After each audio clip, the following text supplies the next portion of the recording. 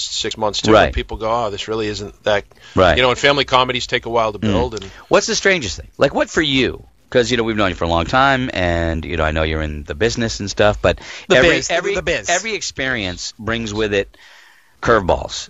What's been the biggest curveball for you this time around? I honestly, it's been such a cool thing that there's really hasn't been a lot of stuff that's is that because of your maturity level? Because actually you have a different way of looking at life than you did maybe 10, 15 years ago now? Definitely. I know that I probably wouldn't have taken it in as much. And I've had a lot of friends that have gone on this little ride. Yeah. The TV show ride. And and I've actually been along on a couple of them and saw how it changed people or whatever. Yeah. I just made sure to enjoy, every bit of it. And if we don't get to make another episode, I did a season of a sitcom on Stage 28 for Sony, which is where they did King of Queens and Married with Children. And, I did it. Yeah. And it was a blast and the coolest gig I've ever had. And I hope it's not done. Yeah. But if it is, how many stand-up comics have had the opportunity? Still got that ride. How many? Yeah. I'm so blessed to be able to have done that and meet all these cool people and stuff. The one thing I've learned is through talking with guys like you and Bob and Marley, and Lenny. Yeah. Lenny's been on a million television shows. Lenny's been on 100 of them. Yeah. Is people seem to have a much better understanding now of that whole thing. Like Marley went out there and gave it a whirl and decided, I'm just going to come back and do my thing and at least enjoy myself because that's what I was very, doing. Very stressful. Yeah. But that's the other thing too. Like I wasn't out in L.A. trying to get a show. I was doing exactly that. I was traveling the country, telling jokes, going, I tell jokes, they pay me, it's a great job. Mm-hmm. And then I just got lucky that this show was set in Boston, and they needed a guy specifically from Boston, because they never do casting calls in Boston for sitcoms like this. Right. And because of this, they did, and somebody in that office who I'd done a few things for said, it'd be great for this is Jimmy Dunn. Call him up and let's get him in. When they said they were looking for a big dumb guy from Boston, Roadkill said, I know the guy. Jimmy Dunn. That's what he said right out of the gate. That's Jimmy. That's exactly what I said. All I pictured is the Captain America helmet. That's right.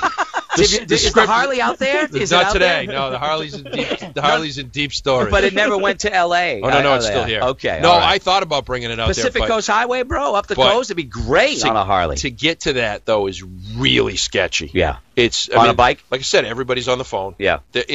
Driving out there is a nightmare. How crazy is award season? Like, the Oscars. Like, there's a story today in the news about a guy on Oscar night he just went around town with a fake Oscar and a tuxedo, and he drank for free all night. He drank for free and ate for free everywhere all across awesome. the city. That's great. Everyone's putting pictures on the internet. Hey, look, we had a picture with the guy from The Thing. Like you see, right, exactly. I love that. And he went, and one place he said, I'm from Whiplash, I was a writer, and he lied the whole night. And I hope he filmed it. And the one thing, it's all on video today. But when it comes to that kind of stuff, we look at it on TV, we think we know what it goes on. But the funny thing is the whole city basically shuts down, doesn't it? The downtown area shuts down for the Oscars. They rent so many limos that they bring limos in from other cities. Yeah, you cannot the same get a way limo Vegas in LA. brings in prostitutes when they have the big conventions, the plumbing conventions. We do the same with the stretch prostitutes. Cars. Absolutely. Absolutely. Did you just say I love the prostitutes? Oh no, the plumbing conventions. They bring them in. Yeah, they got to bring them in. Totally. The plumbers.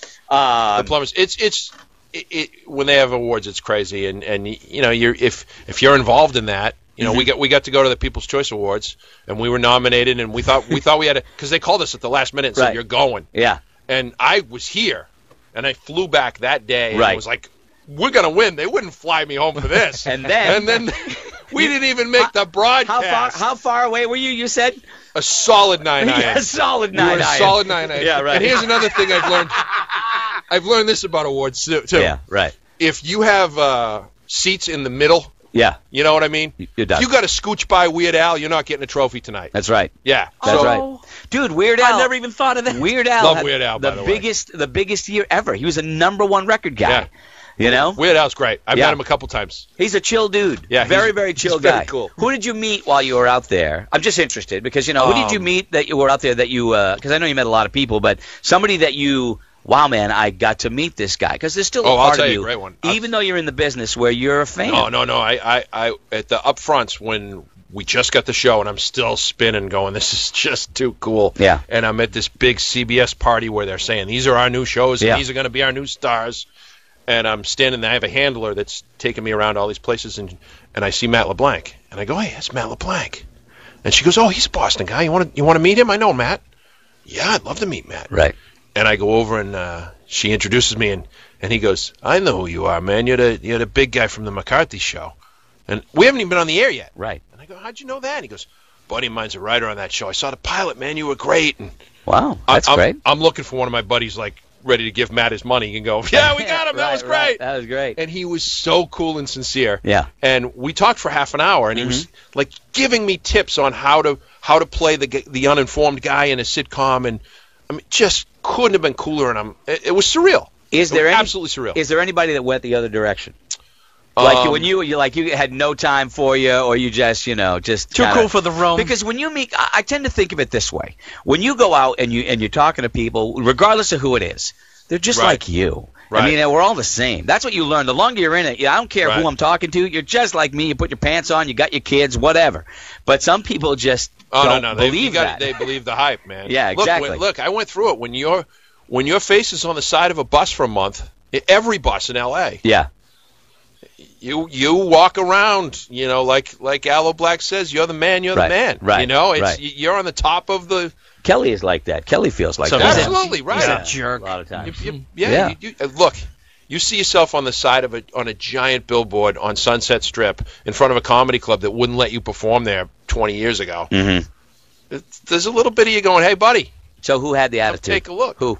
Some comedy clubs. No. I'm talking about people that you met. Honestly, maybe not on your show. You had no bad experiences. I really didn't. I'll tell you another really cool one. And you're not. You would tell me. I would. I really feel like you would tell me. Yeah. I had another really cool one though. All right. We were shooting, and I came off the stage, and we went out and did the curtain call, and it was great. And it was like, there it is. It's in the can. Yeah.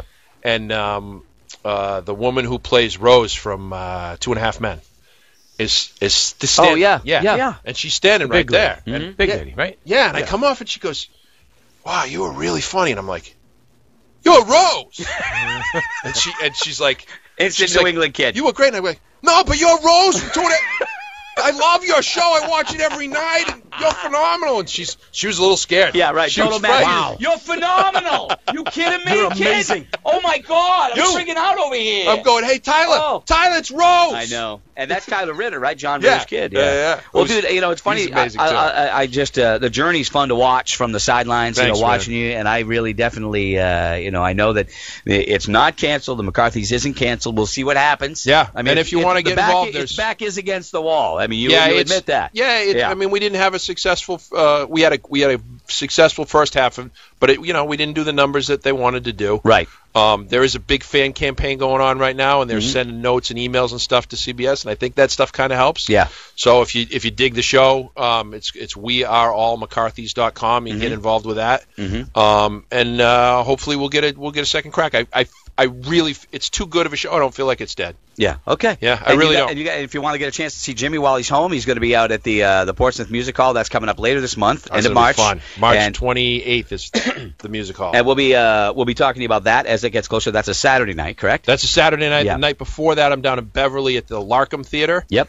And May 2nd, I'm at the Flying Monkey up in Plymouth. And in between that, I'll be down at the beach surfing a little bit. Okay, go watch for him, man. Always good to see you, man. Appreciate Thanks for having me. Always great. Jimmy Dunn, everybody.